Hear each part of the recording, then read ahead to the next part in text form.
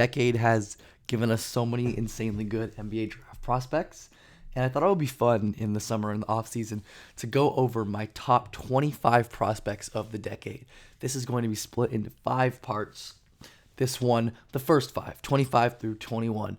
5 awesome prospects. And I think the last one on this little list is the craziest. So stick around for that and for a teaser for the next video as well. This is based on my evaluation of the prospect at the time without hindsight, or at least as much as possible, because I think some hindsight bias is impossible to avoid for something like this.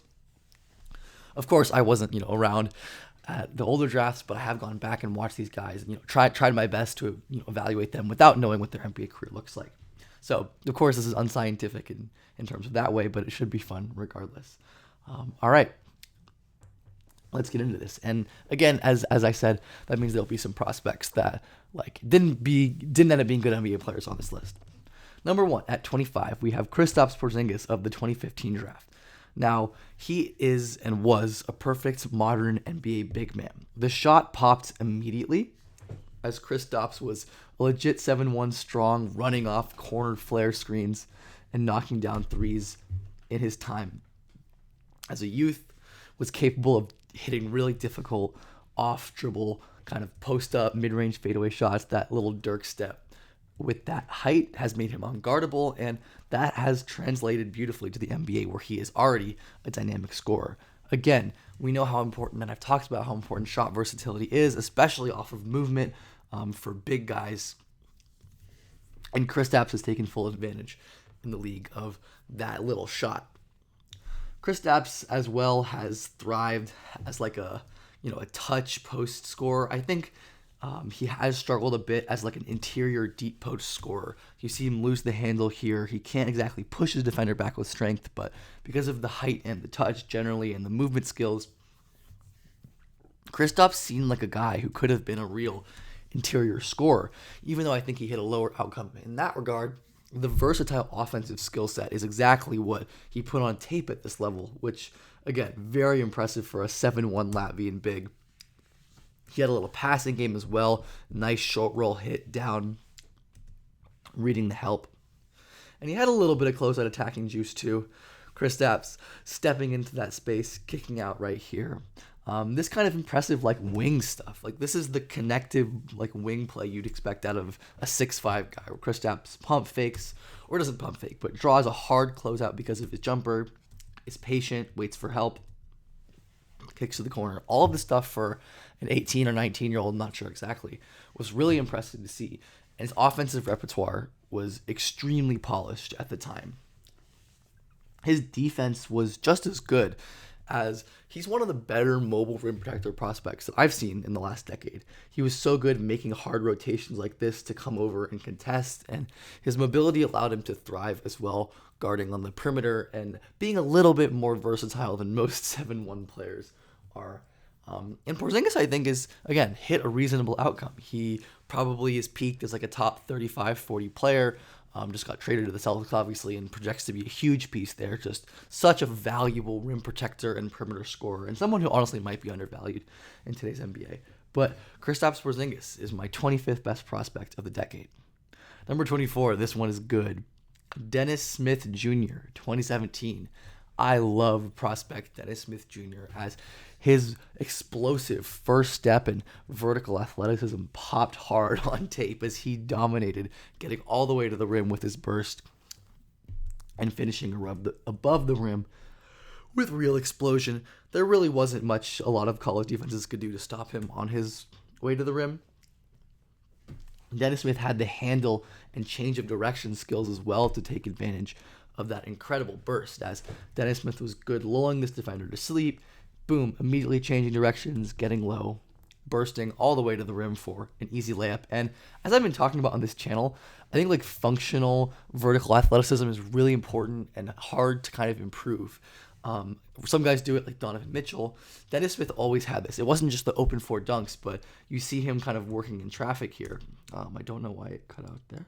See him working in traffic here, and he's able to lift off from outside the restricted area and move forward despite the contact. I don't know why my QuickTime player is going crazy. Move forward despite the contact and finish strong. That's really, really, really impressive stuff. And while Dennis's feel was a bit inconsistent, his like high-end passing stuff was awesome. As you'd see Dennis Smith operate out of pick and rolls and traps, use his ability to get to the rim, and that's just a freaking ridiculous pass there. Let's watch that back. Dennis is able to hold his handle against pressure. He doesn't capitulate or fold. He's able to get baseline, and that is an insanely tight window. He fits that pass in the NBA. That's probably a 3 from an NBA level shooter. And it was these driving, creation, passing flashes that led me to believe that there was real star creator upside with Dennis Smith Jr. Look at this manipulation here as well.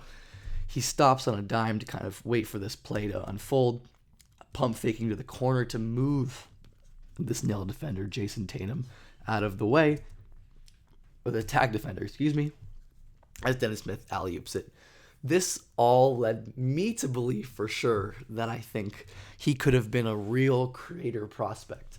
The shot was definitely not perfect, and there were some issues, of course, with the feel and decision-making.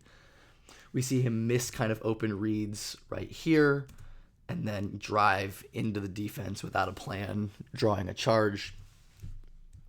And these were some of the kind of issues that plagued Dennis Smith once he got to the league. The lack of jumper in me meant that he had to drive, and even though he was getting all the way to the rim like this, he kind of struggled to take off in traffic and use his size to like finish over bigs. He didn't really have this like patient pull-up mid-range game, or wasn't a guy who was going to stop mid-drive and hit Wesley Matthews like there on the corner.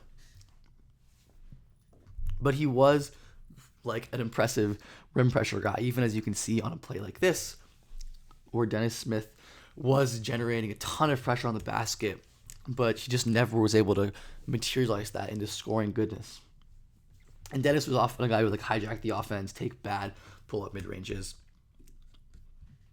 But Dennis Smith this year has turned him into a really useful NBA player, despite not being the guy people thought he might have been. Insane defensive EPM. Obviously, I don't think he's a 99th percentile defender in the league, but he has become a legitimately valuable point guard defender. And if we look at the guys like Dennis Smith, with an assist to turnover ratio above 1.5, the steal rate, I think there are other indicators. The free throw, so many rim attempts, and a vast majority of his rim attempts, and honestly shots in general, are unassisted. He had a high creation burden as a freshman, which is a big deal. Again, like decent shooting indicators. We've seen guys with similar volume, free throw, etc., turn into shooters. So again, I think just hit a low end outcome there. But we see a lot of players who made that work as well. This kind of passing and general defensive aptitude in terms of stats has often been a good indicator for lower level, even like Donovan Mitchell. And as we go more down the board, we have DeLon Wright, Kyle Anderson, Draymond Green. There's DeAnthony Melton in there. So just so many good players who have profiled like him. And I think it's remarkable that he's turned himself into such a useful defender already. And of course, got a contract in Brooklyn, and hopefully is going to keep being able to show that there. He is one of the better like off-ball pressure nail dig defenders in the league. So active, using his hands to dig down on drivers and disrupt and cause turnovers. His turnover rates are just absolutely phenomenal on defense. And it was really difficult for defenses to kind of play around him. The just like improvement in terms of feel and awareness and not gambling so much came as it does for many young players with defensive talent. Dennis is kind of waiting for this pass to DeMar, and his hands are some of the quickest in the league, always in passing lanes, always so active, looking for turnovers and looking to make big plays and get his offense back on track. We do see some of the gambling tendencies that still did stick, and I think is definitely one of the reasons that Smith isn't like an all D level guy, where an astute center and cutter, Jokic and Jamal Murray would turn this into a layup. This would be 2 points. But he is able to get back into the play, and with a center like Steve Adams, who isn't a great like DHO decision maker or passer type, or isn't as good as someone like Jokic, Dennis Smith can get set and use his length and his instincts to steal a pass, be in the passing lane, make big things happen. And I think Dennis Smith is, again, just another good example of a player who, despite not hitting their ultimate ceiling, is an example of how these high ceiling players have higher floors than they're given credit for. Because even though Dennis Smith didn't work as a star creator, his defense has given him a floor in the NBA. And not only his defense, but his passing as well. Where Dennis Smith in a lower role has been able to combine his burst and his vision and his passing on the move to add a little bit of value as a passer, especially next to a great shooter like LaMelo Ball, which was a great fit for him, by the way. Kind of sad that he didn't stay in Charlotte. Was able to get into the lane, kick out to shooters, and generally just be a useful offensive presence as a point guard who is able to get to the rim, run pick and rolls, and make simple reads to bigs. Dennis Smith was an incredible prospect, and I think part of that, is still relevant to how he turned out. Once again, we included one more clip in here that I totally forgot. Beautiful, just like improvement of pacing, where Dennis again was like such like an instinct space passer, but now is slowing the pace down, finding a pocket pass, getting his man for an open layup. Great stuff. At number 23, we have another 2017 draft point guard. Very strong draft that was, in Lonzo Ball. I already have a video on Lonzo Ball, so we're not going to talk too much about him, as I don't want to just be repetitive, but his blend of speed and passing skill and shot making were phenomenal, as he had the burst to get all the way to the rim in a straight line when defenses sagged or weren't ready. And his deep NBA range shot making was absolutely phenomenal. Despite low free throw rates, his difficult shot taking, the versatility, the volume of threes he took, this one just, legendary deep logo step back three to dagger Oregon in a game that I definitely remember watching. The shooting talent was undeniable as well. And, obviously circumstances have been very unfortunate. It doesn't, seems unlikely that he's probably going to play again, or at least not for a while, and not be the same. But Lonzo was becoming a very, very good player, obviously with his excellent defense, but the offense was starting to come around. That was the big struggle before he got to the NBA. The defense was always awesome. But those flashes of offensive use were definitely there in high school and in college, as I've been mentioning. He was such a great passer, of course, not going to showcase a ton of this, but so accurate and adept at punishing sleeping defenses. He was one of the best guys at making defenses who fall asleep or over rotate just not work out because of how crazy good his velocity and his timing and his accuracy were on difficult and on simple passes. Was like a pure offensive orchestrator and an amazing prospect all around, and one of my favorite guys. The entice of a tall creator guy. We see again great body control on this kind of finish and transition. Had led Lonzo to be a really impressive creator prospect, and I think I would have valued his playmaking, feel, speed combination to get to the rim off secondary actions in transition, combined with his size and shot making upside. Lonzo, of course, had some weaknesses. The handle wasn't great, as it didn't totally enable his passing, and his stiffness and lack of flexibility, as you can kind of see here, hurt him as a finisher a lot and as a separator, especially earlier in his career, where he's so upright, can't generate leverage by lowering his shoulder past the defender, and wasn't able to get all the way to finish. So that's Lonzo Ball. Again, if you want more info, I'll link the whole video in the description. Number 22, we have a recent one, Jarace Walker, the fifth pick in the 2023 NBA draft to the Indiana Pacers. A ridiculous defensive prospect. His instincts and awareness shined at Houston. Again, another guy who I have a video on, and I'm not going to go so in-depth on as not to be repetitive, but there will be new stuff here. Jarace's defensive instincts, tools, mobility, general length, and reaction speed all indicate a special, all defense level forward, someone who impacts at a high level. And early in Summer League, Jarace is the only one of these guys so far who we're not going to be able to have any information really on what they look like in the NBA and whether or not my evaluation of them as a prospect is correct. But early in Summer League, his defense has been monstrous. So impactful as a help side rim protector, coming over and just blowing up plays. His quick hands enable him to steal it away from ball handlers and apply pressure.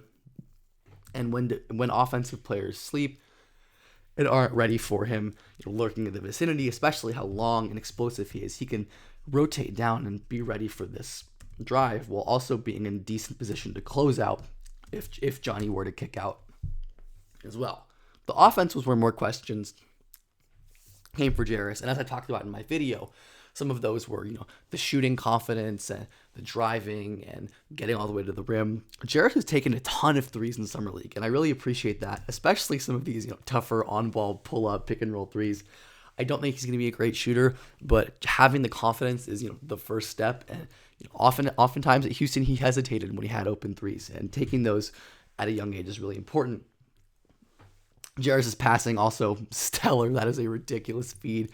And his general short roll passing, I think this is going to be fantastic and a real part of his game on a team like the Pacers with Nembhard and Halliburton, where he will get in these advantage situations. When Jarace Walker is in a 2-on-1, Jarace Walker's team's almost always going to win because of how great his processing speed and vision are as an off-ball passer.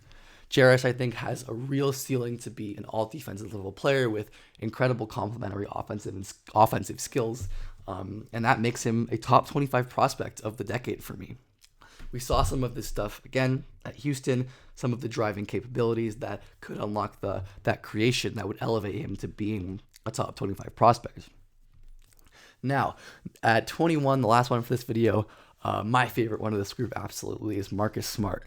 And we all know Marcus Smart was always a monster defender. Watch him smother Andrew Wiggins on this play. He's guarding him 94 feet, strength to bump, lateral movement. You can just see how incredibly quick and fluid he is moving, transitioning from moving backwards to moving laterally. Look how fast his feet move.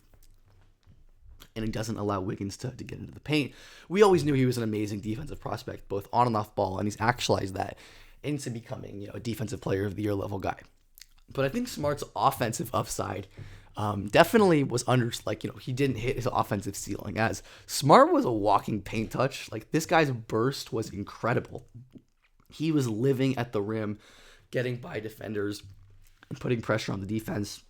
His handle was pretty solid as well, as Smart was able to use simple moves like crosses and behind the backs to change his momentum, and then use his speed to get all the way to the rim and finish with some crazy craft. He was an awesome finisher with touch and balance on both ends, but there were some issues with leaping and getting all the way off the ground, especially in traffic, where he'd have to rely on these tough, shielding touch finishes, which he was able to make a ton in college, but definitely I think was exposed a little bit more in the NBA.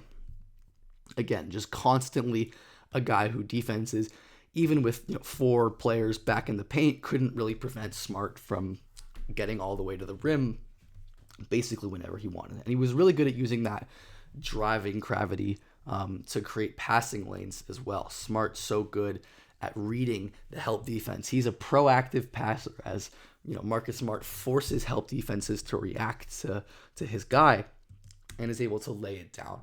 And passing has always been something that Smart has brought value wise in the NBA.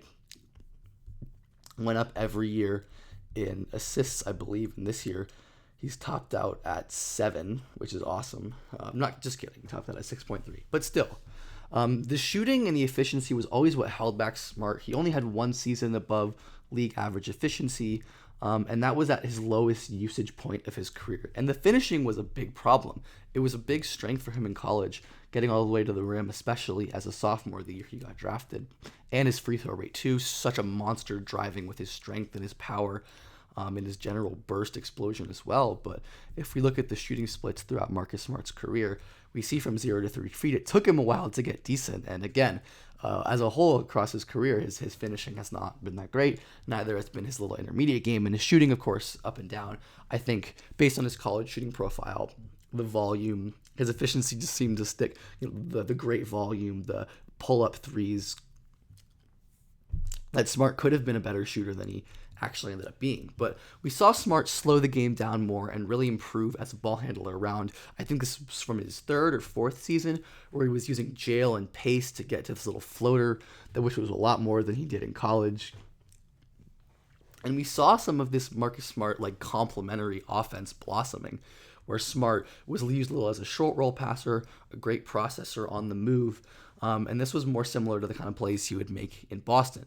There were some issues with, one, his handle not being super great. I mentioned him being able to use behind the back and crossovers and simple stuff like that to kind of make his way into the paint, but the handle wasn't perfect. nor was the decision making, where Smart kind of loved these like difficult floaters. This one obviously ends up drawing a foul, but Smart was pretty commonly taking these kind of ill-advised shots where he could have kicked out.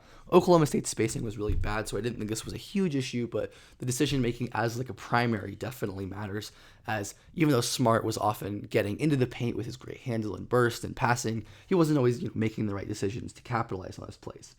And Smart's shooting was pretty interesting. He was able to use like his footwork and movement skills to shoot movement threes and show good shot versatility in that regard. And Smart also was capable of hitting pull-ups off of the dribble when defenses went under pick and rolls. And the shooting, as I mentioned, never really seemed to come around, but I think there was a world where Smart shooting was a lot better. And if that's the case, he might have been like a legit creator prospect. Maybe not a primary, but someone who really ran offense. And I accidentally included this clip twice. There's the nice little floater again. But Smart, again, the limitations as a finisher were definitely present. This was early in his career as well, as we can see, 2017, third or fourth year, where Smart kind of wasn't great at going for this little floater mid-range shot. That's something he never really developed. He wasn't, an advanced enough passer exterior-wise. He was always a better interior passer, someone who was great at driving and laying down. He's not going to hit the screen, and he struggles with Tristan Thompson's size and length there. Smart has become an awesome passer, though, especially this latest season, where he's so good because Boston has so many awesome dribblers, including himself, or had, I guess, on the Grizzlies now. Jalen, Jason, Derek, Brogdon, that he could attack off the catch instead of as a primary guy, attack a spaced floor, a far cry of what he had at Oklahoma State. But similar situations. He sees this low man coming, and it's a 2v1. Smart uses his manipulation to throw off Caleb Martin so he doesn't know exactly where Jason Tatum is cutting, and uses his vision to pass it down and get an easy bucket there for Jason. So I think Marcus Smart, while he has had an excellent career, I think there was even more for him on the table offensively. Defensively, he probably reached his ceiling. He made a Defensive Player of the Year, but I think there was a real world where Marcus Smart becomes like a real secondary creator, and in that case, he's consistently going to be probably one of the top 25 players in the league. So that is part 1, 21 through 25. Let me know what you think of these guys. Your little preview for the next episode is that one of the guys on that list who I'm excited to talk about is a teammate of 2 current Celtics that were discussed in this video. So leave a comment and let me know who you think that's going to be. Hope you enjoyed this video. Like and subscribe. Get ready for part 2.